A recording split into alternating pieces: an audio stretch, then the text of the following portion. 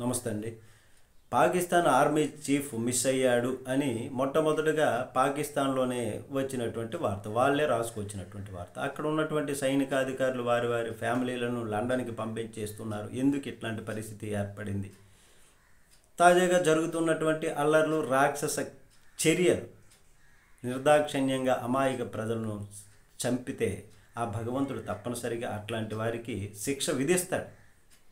దానికి సంబంధించినటువంటి కోపంతో అక్కడ ఉన్నటువంటి సోషల్ మీడియా ఆర్మీ చీఫ్ అదృశ్యమయ్యాడంటూ ప్రాజెక్ట్ చేసుకొచ్చింది.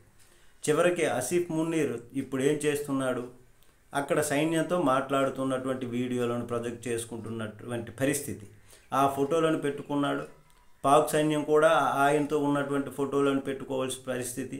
చివరికి పాకిస్తాన్ ప్రధానమంత్రి కూడా తన ట్విట్టర్లో ఆసిఫ్ మున్నీర్తో కలిసి మీటింగ్లో ఉన్నటువంటి ఫోటోలను పెట్టుకోవాల్సినటువంటి పరిస్థితి వచ్చింది, దాపురించింది.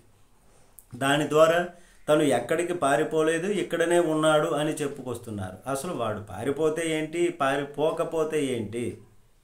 ముందు మన భారతదేశానికి కావాల్సింది వారి రాక్షస చర్యలకు ప్రతీకారం తీర్చుకోవటమే అన్నటువంటిది. దానికి కసితో భారతదేశ ప్రజానీకం వేచి ఉన్నారు. నమస్తే.